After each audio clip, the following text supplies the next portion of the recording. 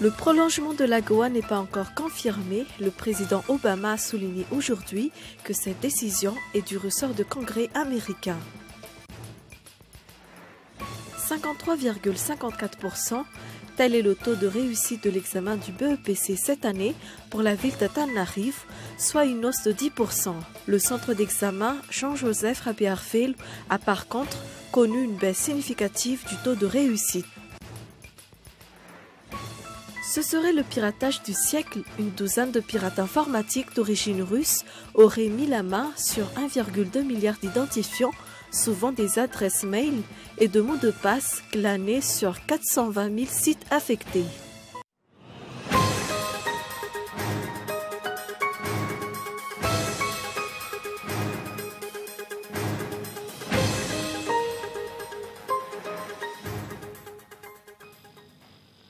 Bonsoir à tous, bienvenue si vous nous rejoignez pour ce journal sur Cool TV.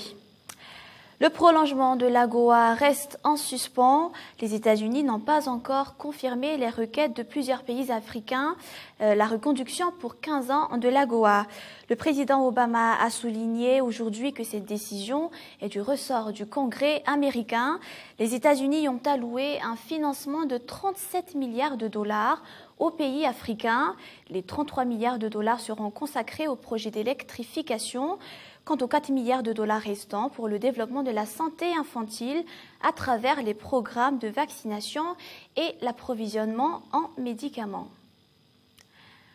28 juristes ont remis leur dossier de candidature au secrétariat général de l'Assemblée nationale pour la représenter à la Haute Cour constitutionnelle. La liste définitive est sortie ce soir. Seul le secrétaire général de l'Assemblée, Jean Calvin Ndjamahafadzar, fait partie de l'institution. Les deux candidats ayant reçu le plus grand nombre de voix représenteront les députés à la HCC. Les votes se dérouleront dans la matinée de demain avec un bulletin unique et les candidats auront 5 minutes pour faire leur propre propagande. Une propagande fortement utile selon les observateurs car bon nombre de ces prétendants sont inconnus du bataillon. Hormis le secrétaire général de l'Assemblée nationale, seul Rayet Lajona sort du lot des inconnus. Le procureur de la République près du tribunal de Mahadzing, Marcelin Zafmiar, a été aperçu à Simaza cet après-midi distribuant son CV. Il était en poste à Toulia durant les événements de 2012 où le juge Ravana Michel a été assassiné. Les résultats du BEPC, ou brevet d'études du premier cycle pour la ville d'Antananarivo, ont été affichés ce jour. Le taux de réussite a connu une hausse de 10,6%. 60% des admis ont également réussi le concours d'entrée en seconde.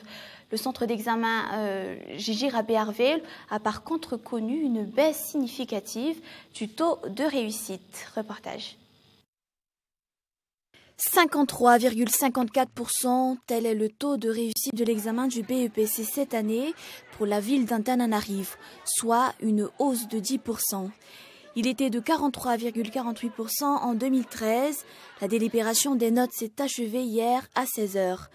D'après les informations reçues au niveau des services de la Cisco ou de la circonscription scolaire d'Antananarivo, l'informatisation a été pour beaucoup dans la rapidité du traitement des résultats. Le centre lycéen Jean-Joseph Rabéarville constitue une exception. Sur les 2493 candidats inscrits, seuls 672 ont décroché leur brevet, soit 26,93%.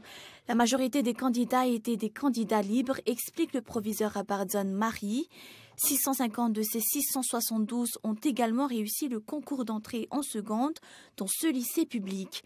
D'après les informations reçues, ce lycée accueillera 1000 nouveaux lycéens cette année. Les inscriptions débuteront le 25 août prochain. Après le BEPC, l'examen du baccalauréat pour l'enseignement technique débutera lundi, si le coup d'envoi pour le baccalauréat général sera donné le 18 août prochain.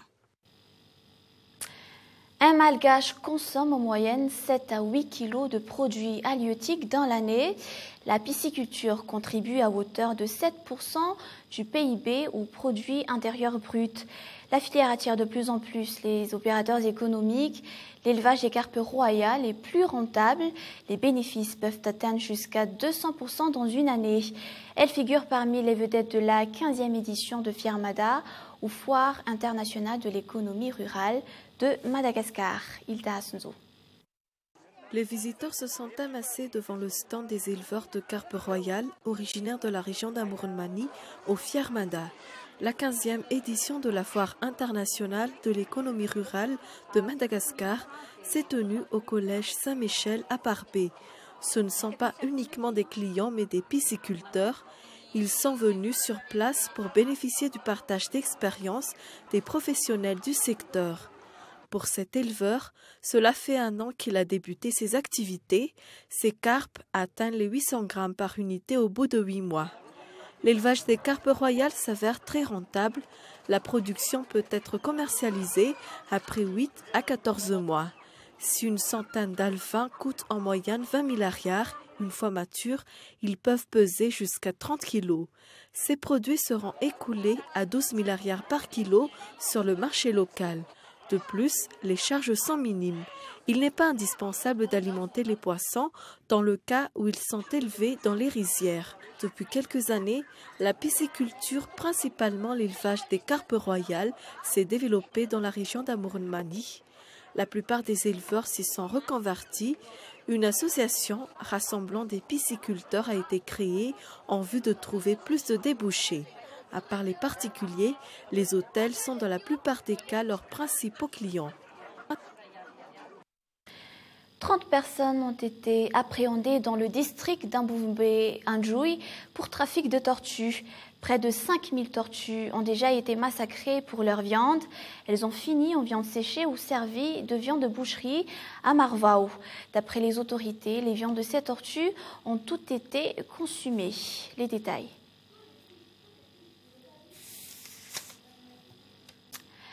Et puis, venant de Maurice, le gouverneur du Rotary Club, Alain Topsy, est arrivé à Madagascar cet après-midi. Plusieurs représentants des différents Rotary Clubs sont venus l'accueillir à l'aéroport d'Ivat. D'après les informations, le gouverneur va rendre visite à 20 clubs pendant son séjour. Cette visite fait partie du rituel pour tout nouveau gouverneur du district 220 de l'Océan. Et les clubs de service comme le Rotary occupent une grande place dans les sociétés sociales pour des pays comme Madagascar. Suivez tout de suite les explications. Tous les gouverneurs d'un district est tenu de visiter chaque club Rotary qui existe dans le district. Dans le semaine, je suis à ma première visite à Madagascar. Il y a une visite prévue de 7 clubs. Sur la semaine qui ramène jusqu'au 22 septembre. Et puis nous allons poursuivre avec le plan politique. Les dates prévues pour les élections cette année sont toutes retenues d'après les explications reçues auprès de la CENIT. Les élections législatives pour les 4 districts se feront le 29 août prochain. Atala Béatrice, présidente de la CENIT, a affirmé ce jour que le budget du PASEM est encore suffisant pour la tenue des élections communales cette année. Reportage. Changement de discours, le budget du PASEM serait néanmoins suffisant pour la tenue des élections communales si le représentant du PNUD a annoncé lundi qu'il va encore falloir chercher près de 7 millions de dollars pour l'opération. La présidente de la CENIT, Atala Béatrice, affirme qu'il ne reste plus que la mise en place des lois régissant les élections. Par contre, la campagne s'ouvre aujourd'hui pour les 54 candidats des 4 districts concernés par les partiels. Elle durera 21 jours dans les circonscriptions d'Amband, de Marvoy, de Belou-sur-Tirbine et de Sainte-Marie. Les bulletins uniques ont été dévoilés ce jour au gymnase couvert d'Ankoundjan et atterriront dans chacun des 4 districts samedi. Des fraudes avérées, selon la Cour électorale spéciale, sont la cause de l'annulation des législatives tenues dans ces 4 districts. 3 responsables au niveau de la CENIT ont été remplacés. Quant aux poursuites judiciaires stipulées par la loi, elles restent la grande inconnue. Prévu être à l'ordre du jour aujourd'hui à 17h, le projet de loi organique relatif à l'organisation, aux compétences et ressources des collectivités territoriales décentralisées a été retiré de l'ordre du jour. Ce projet de loi ne sera pas finalement étudié durant cette session extraordinaire à la requête du gouvernement. Le gouvernement avait oublié que cette loi exige un délai de 15 jours avant les débats pour adoption. Et nous continuons avec les actualités internationales. Alors que les négociations en vue d'une paix durable se poursuivent au Caire, l'État hébreu a affirmé être disposé à prolonger le cessez-le-feu au-delà des 72 heures convenues. Le Hamas indique qu'aucun accord en ce sens n'a encore été conclu. La trêve était respectée hier dans la bande de Gaza, alors que les négociations en vue d'une cessation durable des hostilités se poursuivaient au Caire entre officiels égyptiens, émissaires israéliens et représentants des groupes armés palestiniens. C'est un reportage de France 24. Tony Blair, le représentant du quartet, Nabil El Arabi de la Ligue arabe, Robert Serri des Nations unies et bien sûr les délégations israéliennes et palestiniennes. Tous sont réunis au Caire pour tenter d'obtenir un cessez-le-feu définitif. Israël avait indiqué mercredi soir être prêt à une prolongation des 72 heures déjà négociées. Pour le moment, aucun accord n'a été trouvé, selon le compte Twitter d'un des chefs du Hamas, Moussa Abou Marzouk. Pour les Palestiniens, l'objectif est avant tout d'obtenir la levée du blocus. En marge du sommet africain, Barack Obama affirme que Gaza ne peut pas vivre coupé du monde. Le but des États-Unis à présent est de faire en sorte que le cessez-le-feu tienne, que Gaza puisse commencer sa reconstruction, que des mesures soient prises pour que les habitants de Gaza puissent avoir de l'espoir. Sortir Gaza de son isolement, une exigence difficilement compatible avec les conditions israéliennes. Pour le Premier ministre Benyamin Netanyahou, la sécurité de son pays prime, avec la nécessité de démilitariser la bande de Gaza. La tragédie de Gaza, c'est d'être sous la coupe du Hamas, un groupe tyrannique et fanatique qui se délecte de ses victimes civiles, qui en tire profit et s'en sert comme propagande. Après un mois de combat, Gaza est un chantier à ciel ouvert. 6 milliards de dollars seraient nécessaires pour la reconstruction, 180 millions uniquement pour prendre en charge les réfugiés. Ce serait le hack du siècle, ce vol d'une ampleur sans précédent de données personnelles sur le net, révélé mardi 5 août par le New York Times, devrait inciter les internautes à modifier leurs identifiants sur nombre de sites. Il faut reconnaître que les chiffres avancés par Hall Security, la société américaine de sécurité informatique qui a signalé la faille, ont de quoi donner le tournis. Une douzaine de pirates informatiques d'origine russe auraient mis la main sur 1,2 milliard d'identifiants, souvent des adresses e-mail et de mots de passe glanés sur 420 000 sites affectés. C'est toujours un reportage de France 24. C'est peut-être le casse du siècle qui vient d'être commis sur Internet. 420 000 sites ont été touchés, plus d'1 milliard de mots de passe volés. Nous ne savons pas encore quels sites web ont été victimes sur les 400 000 qui ont été exposés. Il faut donc se résoudre à changer une nouvelle fois tous vos mots de passe. À l'origine de cette cyberattaque record, des pirates russes. C'est le New York Times qui a révélé l'information mardi. Une douzaine de jeunes hackers, confondus par une société de sécurité informatique. Au cours de cette enquête qui a duré 7 mois, nous avons pu identifier le réseau de hackers et faire cette stupéfiante découverte. Un gros coup pour cette entreprise qui espère ainsi voir plus de sociétés se protéger face aux cyberattaques. En Europe, celles-ci ont augmenté de 50% entre 2012 et 2013.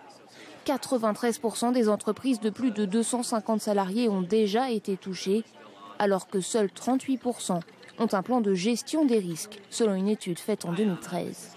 Il faut dire que ces dispositifs ont un coût.